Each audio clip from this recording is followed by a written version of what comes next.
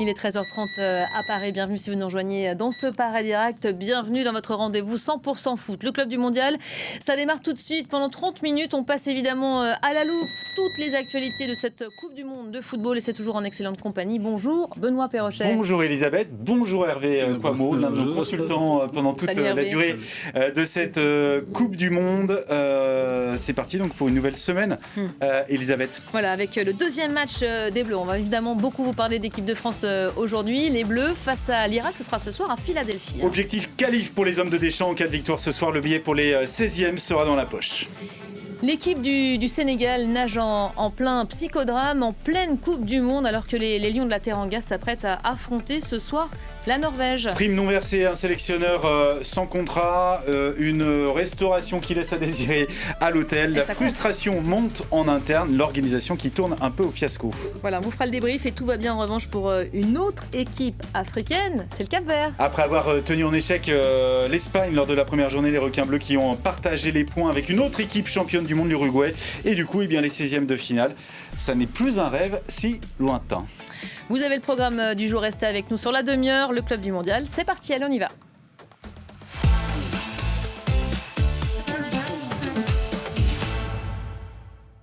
Et on va évidemment commencer avec des nouvelles de l'équipe de France. Les Bleus qui sont arrivés à Philadelphie, c'était en fin d'après-midi hier. Oui, c'est là que les hommes de Didier Deschamps vont tenter de décrocher leur qualification face à l'Irak. Après leur victoire la semaine dernière face au Sénégal, ils ne sont pas dos au mur face à l'Irak, mais une deuxième victoire serait évidemment la bienvenue. Voilà, parce qu'elle permettrait de se qualifier pour les 16e de finale, Benoît. Oui, parce qu'elle permettrait de voir venir, d'entretenir une dynamique, de faire tourner lors du troisième match vendredi face à la Norvège. Et ça, c'est toujours une donnée importante dans une compétition comme une Coupe du Monde, d'autant que cette année, il y a un tour supplémentaire avec les 16e de finale. Et le sélectionneur Didier Deschamps et son capitaine, Kylian Mbappé, ont répondu aux questions de la presse au Lincoln Financial Field. C'était hier avant de prendre la direction de l'université de Pennsylvanie avec le groupe pour participer à la dernière séance, c'était juste avant la rencontre. Oui, et on va écouter le capitaine des Bleus. Cette fois, il était bien à cette conférence de presse. Souvenez-vous que la première, il l'avait pas séché, mais il avait été préservé. Deschamps lui avait dit, on va te préserver, tu n'y vas pas. Il était bien là, Kylian Mbappé, et visiblement, il avait des choses à dire hier. J'ai pleinement conscience de ce qu'est une Coupe du Monde pour mon pays et pour tous les pays. J'essaye toujours de les jouer à fond, de prendre beaucoup de plaisir aussi, parce que je pense que des fois, pas mal de joueurs, et ça je pense que ça vient avec l'expérience, avec la pression que nécessite une Coupe du Monde au niveau émotionnel et au niveau résultat, profitent pas tellement. J'essaye toujours de profiter jour après jour, d'avoir la chance de jouer ce genre de compétition, d'être sur le devant de la scène. Après, je sais que j'ai de la qualité, mais maintenant il faut le démontrer sur la plus grande des scènes qui est la Coupe du Monde. Et je ne pense pas qu'un doublé au premier match de poule soit suffisant pour montrer l'étendue de mon talent sur la grande scène. Voilà, toujours pas rassasié, on le connaît, Kylian Mbappé, Hervé, un doublé au premier match, et il en veut encore davantage. En même temps, oui, c'est un joueur qui est programmé pour marquer l'histoire, pour inscrire des records. Mais je l'ai trouvé vraiment très bon hier dans la mesure où il a inscrit cette dynamique de recherche de records dans le cadre du résultat collectif de l'équipe de France. Parce que pour lui, ses buts n'arriveraient que si l'équipe de France va loin, si l'équipe de France fait un résultat. Et je crois qu'il a évoqué la deuxième étoile. Ce qu'on perçoit aussi chez Kylian Mbappé, et c'est toujours très important de décrypter un peu les mots qu'il emploie, le vocabulaire qu'il emploie, Kylian Mbappé, être sur le devant de la scène. On sait que c'est propre à tout attaquant, ce côté un petit peu individualiste, mais encore plus prégnant chez ces joueurs de top niveau. On parle de Messi, on parle de Mbappé, de ce petit club-là. Oui, c'est vrai que pour arriver à ce niveau, il faut avoir un ego, se dire selon clair, c'est pas... Ils ont de l'ego, ils s'en cachent pas, ils sont à la course aux statistiques, à la course aux résultats, au lauréat individuel, même si officiellement tout le monde, c'est pas important, mais c'est vrai qu'ils cette recherche. Lui, c'est un moment symbolique et je pense que d'avoir fait l'école buissonnière, entre guillemets, sur le premier match, a permis de bien préparer cette rencontre. Effectivement, tout à l'heure, c'est son 100e match avec les Bleus, donc c'est aussi un moment d'histoire et il a battu déjà le record de l'équipe de France, de but de l'équipe de France, le record de but de l'équipe de France marqué par un Français en Coupe du Monde. Et là, maintenant, il chasse le record de buts inscrits à la Coupe du Monde. C'est notre chiffre du jour, les 100 sélections avec les Bleus. Encore un chiffre du jour pour Kylian Mbappé, parce qu'on décrypte ses propos. Voilà, vous voyez le chiffre ici. Je pense qu'on n'a pas fini d'entendre parler de record avec lui. Prendre du plaisir malgré la pression d'une Coupe du Monde, ça c'est lui qui le dit. Déjà la 3e Coupe du Monde à 27 ans pour Mbappé, qui est dans son rôle de capitaine. C'est ça aussi d'être capitaine, c'est aussi de dédramatiser pour les plus jeunes, ceux pour qui c'est la première. Oui, c'est en ça que je l'ai trouvé très bon hier, c'est qu'il a parlé comme un capitaine. Et effectivement, il a ses objectifs, qu'il a rappelé, hein, il ne s'est pas caché, mais il a vraiment parlé comme un partenaire. Il a beaucoup valorisé ses partenaires, notamment Ousmane Dembélé, en disant que sur la première mi-temps, ça a été le meilleur attaquant. Il rappelle que l'équipe de France a tout pour faire un bon résultat. Effectivement, c'est sa 3e Coupe du Monde. Lui, personnellement, ça se voit qu'il ne connaît pas la pression. Il la rentre dans chaque match comme c'était le dernier et qu'il fallait le marquer de son empreinte. Et là, ça se voit que pour l'instant, autour de lui, il transmet un petit peu cette énergie. Oui, son rôle, c'est aussi de favoriser cette cohésion de groupe, son rôle de capitaine, alors qu'on sait que Ousmane Dembélé, il n'a pas le rendement qu'on espérerait en équipe de France. Voilà, les mots de Kylian Mbappé, c'est de l'associer à tout ça, que ce soit vraiment un groupe, une aventure collective. Est-ce qu'il croit réellement à ça? Il croit en tout cas, et c'est la communication de Kylian Mbappé. On sait toujours que c'est une communication qui est très savante, qui est très pensée, qui est très réfléchie. Est-ce qu'il croit? Il sait que c'est en tout cas la bonne manière de communiquer aujourd'hui. Lui, à qui on a tant reproché son individualisme ces derniers mois. Mais est-ce que ça va se concrétiser ce soir? Parce qu'évidemment, beaucoup vont regarder ce qui se passera entre lui et Dembélé. Oui, mais je trouve qu'il a été... il a fait, je crois que c'est 2 fois qu'il a dit, certaines fois on regarde les connexions directes, alors que ces courses peuvent m'ouvrir des espaces. Il a vraiment essayé de faire de ce problème un problème qui n'en était pas un, et de montrer qu'en réalité, les 4 offensifs, l'équipe de France peut jouer à 4 offensifs, et les 4 offensifs peuvent s'entendre, même si... Pour nous, entre guillemets, les non-initiés, on ne voit pas très bien. Un mot sur la compo avec des changements attendus pour cette 2e rencontre du côté de Didier Deschamps. Oui, en général, il fait quelques changements sur le 2e match. Là, c'est inhabituel, 3 sans blessure. Je pense qu'il y a 2 postes qui sont vraiment qu'il faudra observer. C'est le changement de Doué par Barcola, et puis à l'arrière, la titularisation de Digne, parce qu'effectivement, Théo Hernandez n'a pas donné satisfaction. Ensuite, là, habituellement, il fait beaucoup tourner pour le 3e match, mais peut-être qu'il va falloir aller chercher une première place, donc peut-être ce sera un peu moins important. Bon, on espère que des bruits seront engrangés, évidemment, ce soir. C'est le double objectif de cette soirée. Nos envoyés spéciaux, notre équipe aux États-Unis se trouve au plus près, évidemment, des Bleus pendant cette Coupe du Monde. Eux aussi ont quitté le Massachusetts pour rejoindre la Pennsylvanie, et c'est au pied de la statue de Rocky Balboa qu'on va retrouver Cédric Ferreira. Oui, parce que c'est l'un des monuments de la ville. C'est à Philadelphie qu'ont été tournées une grande partie des scènes de ce blockbuster américain des années 80. Cette statue qui est entourée, vous allez le voir, d'une forme de mystère, voire de malédiction. Cédric Ferreira. C'est l'un des monuments touristiques les plus connus à Philadelphie. C'est la statue de Rocky Balboa, le célèbre boxeur incarné par Sylvester Stallone au cinéma. Cette statue, en l'occurrence, avait été installée ici lors du tournage du film Rocky 3. Et depuis, elle est restée. C'est devenu un monument incontournable. Et durant la Coupe du Monde, c'est devenu un point de rencontre pour tous les supporters. Par exemple, ces dernières heures, il y a des supporters de l'Irak, des supporters de l'équipe de France qui défilent ici. Et même, en fait, des supporters des autres nations engagés durant cette Coupe du Monde. Il faut savoir que cette statue a aussi une histoire particulière pour les amateurs de sport. Elle porte une malédiction. Ça remonte à des matchs de football américain où en fait des supporters venaient à Philadelphie. Ils habillaient la statue aux couleurs de leur équipe et cette équipe perdait à chaque fois les rencontres. Alors depuis, il faut éviter, et d'ailleurs les irrésistibles français, ce groupe de supporters qui suit l'équipe de France, a formellement interdit aux supporters des Bleus d'habiller cette statue aux couleurs de l'équipe de France pour ne pas porter malheur. Alors en réalité, cette malédiction a été brisée depuis, mais c'est tout de même resté dans les esprits et les supporters de l'Équateur l'ont appris à leurs dépens, puisqu'au début de la Coupe du Monde, ils avaient habillé Rocky Balboa avec un maillot de l'Équateur et l'Équateur avait perdu contre la Côte d'Ivoire d'Ivoire. Alors on ne prend aucun risque du côté français avant ce match contre l'Irak, même si sur le papier les Bleus sont largement favoris. Il y a aussi une autre attraction qu'on peut faire ici, c'est-à-dire imiter Rocky Balboa et parcourir ces 72 marches précisément du bas vers le haut, comme dans le film en fait, pour imiter Sylvester Stallone. Donc ce que je vous propose, c'est que pendant que vous continuez de parler football en plateau, moi je vais aller faire cet exercice, je vais descendre les marches et les remonter comme Rocky Balboa.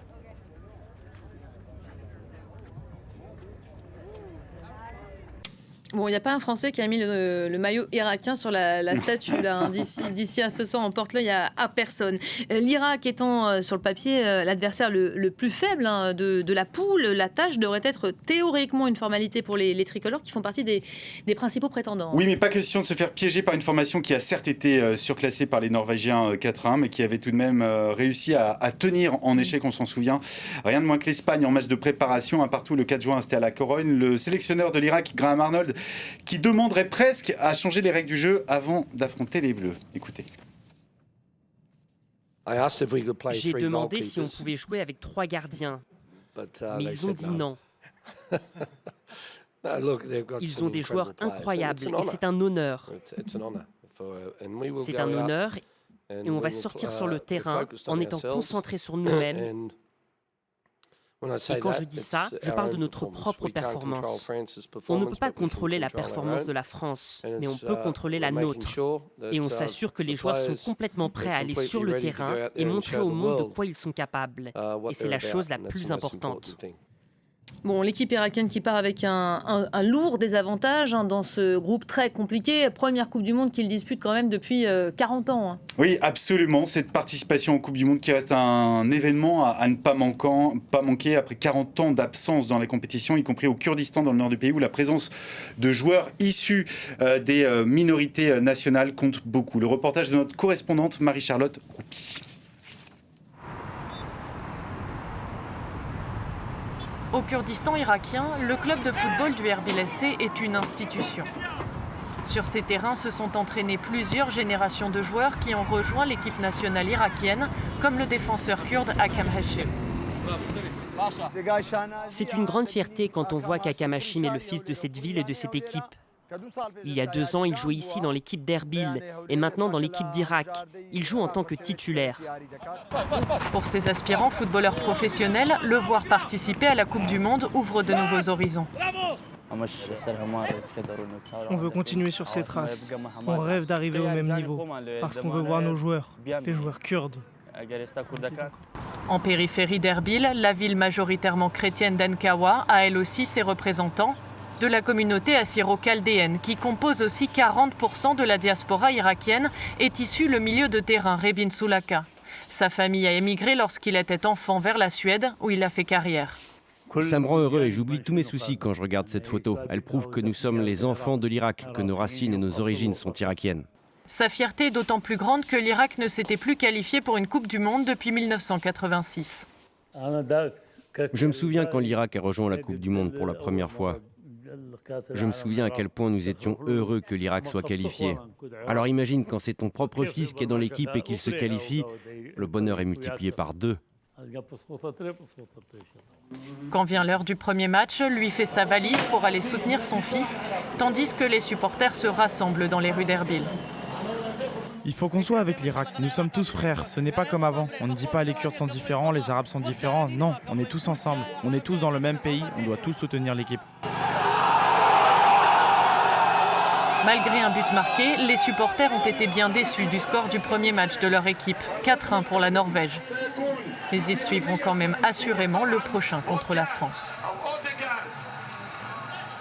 Voilà, et comme chaque jour, on voulait vous rappeler et avoir une pensée pour notre confrère Christophe Glaise, journaliste sportif à SoFoot, qui est toujours emprisonné en Algérie. Il a été condamné à 7 ans de prison pour apologie du terrorisme après un reportage en 2024 sur le club de la jeunesse sportive de Kabylie. Il espère à présent obtenir une grâce présidentielle, Elisabeth.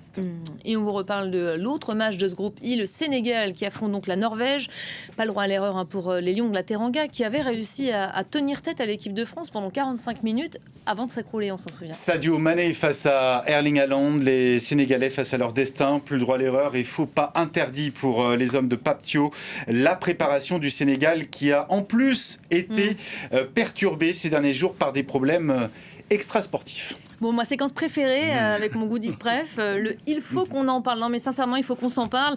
Plusieurs problèmes internes rapportés par la presse. La prime récompensant leur parcours à la Coupe d'Afrique des Nations n'aurait pas été versée. Le chef cuisinier qui les suit habituellement ne fait pas partie de la délégation. Et ça peut être un gros sujet, mais en tout cas, je les soutiens à fond. Du coup, les joueurs, mécontents de la nourriture et de leur hôtel, commandent des plats en extérieur. Oui, et le contrat du sélectionneur qui était arrivé à son terme en février dernier aurait été finalement prolongé. Papio qui a évoqué tous ces dysfonctionnements hier en conférence de presse. Oui, c'est vrai, il y a des dysfonctionnements, hein, mais après, nous, que ce soit les joueurs et moi, le staff et la fédération, nous, on est focus sur le match de demain. Je pense que c'est le plus important. Bon bah, du coup, la question, Hervé, comme si une Coupe du Monde, c'était pas assez compliqué, il faut vraiment s'en rajouter comme ça une charge mentale supplémentaire avec des questions de primes non versées, de cuisiniers Non, mais surtout pour le Sénégal, parce que là, pour le coup, le Sénégal ne nous avait pas habitués à ça. C'est une fédération qui est plutôt bien gérée depuis une dizaine d'années, qui était vertueuse dans la mesure d'un choix d'encadrement sénégalais, une vraie volonté de rechercher les joueurs sénégalais des deux côtés, toujours bien encadrés. Et là, pour une fois, parce que c'est assez... Enfin, pour les équipes africaines, c'est courant d'avoir ces problèmes. On a le Togo qui, en 2006, le Cameroun en 90, le Ghana en 2014, c'est fréquent, mais le Sénégal, non. Et ils ont choisi la pire, parce que pour une fois, ils arrivaient vraiment avec un statut d'outsider, vraiment l'équipe deuxième rang. Et là, ça peut gâcher effectivement. Enfin, on sait qu'on parle beaucoup des équipes africaines et ces problèmes de primes, mais l'équipe de France n'y a pas échappé non plus. On en a parlé avant le début de la Coupe du Monde, des primes reversées et aussi des billets attribués à chaque joueur. Il y a eu une renégociation juste avant la Coupe du Monde. On continue à parler des Lions de la Teranga. Vous connaissez Little Italy, oui, bien sûr. Et vous deux, évidemment. Mais pas la suite. Il y a aussi Little Sénégal. Et ça se situe à Harlem, où la diaspora sénégalaise fait vivre la Teranga à des milliers de kilomètres de Dakar. Immersion dans ces rues animées. C'est avec Juliette Montilly et l'influenceur Barros. La famille, c'est votre Gabaro, j'espère que vous allez bien, en tout cas moi ça va super bien. Actuellement je me trouve ici à New York, plus précisément à Harlem dans le quartier Little Sénégal. Je vais vous emmener en immersion dans pour moi l'un des meilleurs quartiers de New York. Suivez-moi.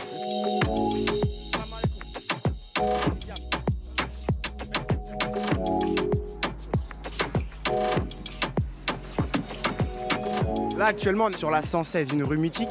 Est-ce que tu peux me dire pourquoi est-ce qu'elle est mythique cette rue? Le rythme. Le rythme? Oui. Les gars. Si je vis ici, comme si je vis actuellement au Sénégal. En fait, Harlem, Little Sénégal, c'est une périphérie de l'Afrique. Ça te permet de pouvoir te sentir comme si tu étais à Koloban, au Sénégal, oui, en plein Dakar. Exactement.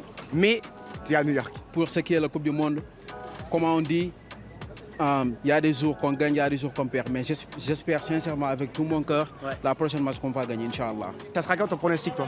Je pense qu'on va gagner 3-0. Tiens, tout ça. Venez. Mafal, entrepreneur sénégalais qui a grandi au Sénégal et qui aujourd'hui continue à entreprendre aux États-Unis. On va prendre ça. Ok, ça c'est la coupe. Ouais. Moi, on a une défaite face à la France. Bon, c'est mérité quoi, parce que la France a été meilleure que nous, donc on l'accepte. Mais j'en suis sûr qu'on va jouer à la finale. Ça, c'est une certitude quoi. Ça va? Tu vas bien? Là, je vais t'emmener dans un restaurant. Ça fait plus de 30 ans. C'était l'un des premiers restaurants à New York qui s'appelle Baobab. Il est ouvert 24 heures sur 24. Il y a tout le temps du monde normalement. Salam alaikum. On va goûter le mafé, hein, tout simplement.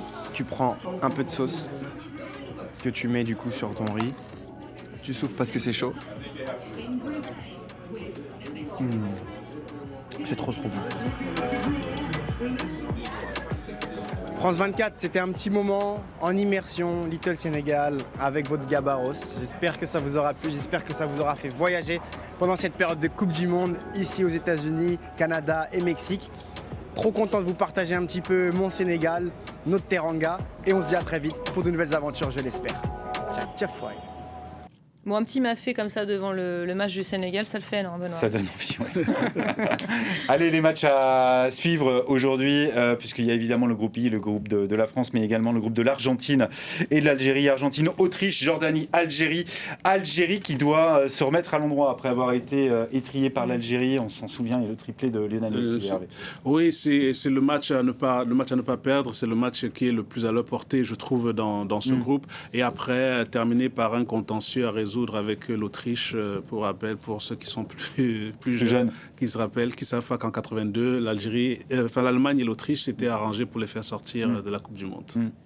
Place peut-être au résultat de la nuit, la nouvelle performance, on vous en parlait dans les titres, du Cap-Vert. Ouais, c'est en train de devenir tout simplement la belle histoire de cette Coupe du Monde. Après avoir tenu tête et partagé les points avec les Espagnols, les Cap-Verdiens qui ont signé un nouveau match nul de partout la nuit dernière face à l'Uruguay. Je vous rappelle qu'il y a des joueurs comme Roberto Lopez qui ont été recrutés sur LinkedIn.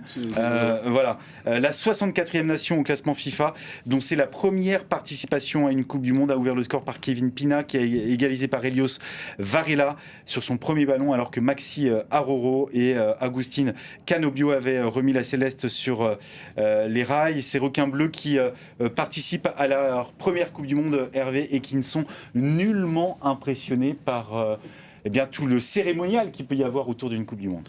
Non, je trouve qu'ils pour le coup, ils sont impressionnants parce qu'ils ont su se mettre à la hauteur sur les deux rencontres avec deux scénarios totalement différents. Parce que sur la première rencontre, effectivement, ils défendent leur but et puis ils ont un gardien qui fait plusieurs arrêts. Mais là, hier, ils sont partis chercher... Dont la maman a pu venir assister à la rencontre. C'est effectivement la rencontre. Mais hier, ils sont allés chercher le résultat parce qu'ils ont marqué et ils ont ouvert le score.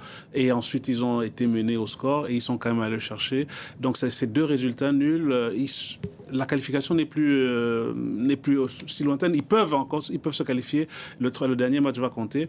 Mais je veux dire, le prochain match, c'est l'Arabie Saoudite qui vient d'être étriée par l'Espagne 4-0. Ouais. C'est sans doute l'Arabie Saoudite l'une des équipes les plus faibles. C'est l'une des équipes. Et là, ils auront, pour le coup, il faudra savoir s'ils sauront se mettre maintenant à la hauteur de l'enjeu. Parce que là, ils étaient les petits poussets. Là, cette fois-ci, ils ont vraiment une qualification à aller chercher.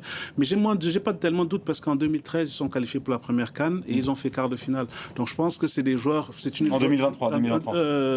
Non, 2013, la première CAN qu'ils ont faite de leur histoire. Et donc ça fait qu'ils ont. Et quart de finale en 2023. Ils n'étaient pas qualifiés pour la dernière CAN. Mais il y a quand même quelque chose qui se passe là-bas au niveau footballistique. Non, c'est une belle génération. C'est une fédération qui travaille. Le sélectionneur depuis 6 ans, c'est assez rare en Afrique pour être signalé. Donc effectivement, ils savent ce qu'ils sont venus chercher. Et j'espère que la belle histoire continuera jusqu'en 16e.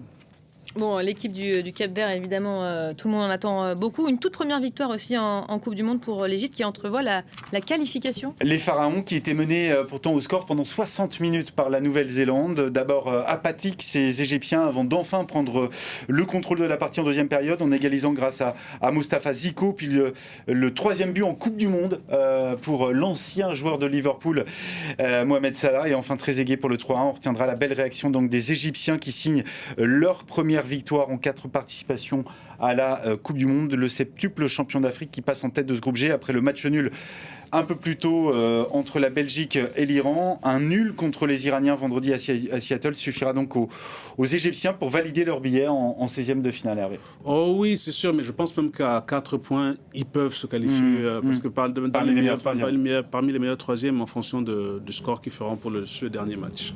Bon, on va terminer avec les images, le mondial 2.0, la fameuse trend du mondial. Vous avez pris l'habitude. Maintenant, leurs vidéos ont fait le tour de la planète. On vous en a déjà parlé, je crois, au tout début de notre émission. On parle bien sûr des supporters norvégiens qui ont défilé. Alors, vous allez voir les images hier sur Times Square, donc en plein New York, avant leur match face au Sénégal. Image impressionnante de ces milliers de supporters, les supporters en train de ramer, hein, c'est leur coup de rame qu'on tient, pouvoir ramer évidemment. À peu près partout, dans les aéroports, les escalators, dans la rue, dans les restos. Ça, on connaissait, mais on connaissait un peu moins les Norvégiens qui, en train de modifier leur coréen. Regardez, ils sont invités à une séance de yoga improvisée. Parce qu'il y avait un cours de yoga au même moment, à Times Square. Surréaliste. Je ne savais pas qu'on pouvait faire des cours de yoga à Times Square. Tout est possible à Times Square. C'était le choc des cultures et des contrastes. Les supporters norvégiens et leurs rameurs. Et puis et puis les gens un petit peu plus calmes qui font du yoga. Voilà, c'est un peu le deux salles, deux ambiances, mais l'un ne fait pas de mal à l'autre. Un peu de yoga avant le match de ce soir peut-être, 23h pour les Français, face aux Irakiens. Voilà, on ne prédit rien et on vous en parlera demain. Absolument. Merci de nous suivre, c'est la fin de ce Club du Mondial. Restez à nos côtés, on va se retrouver dans quelques instants pour la suite de Paris Direct. À tout de suite.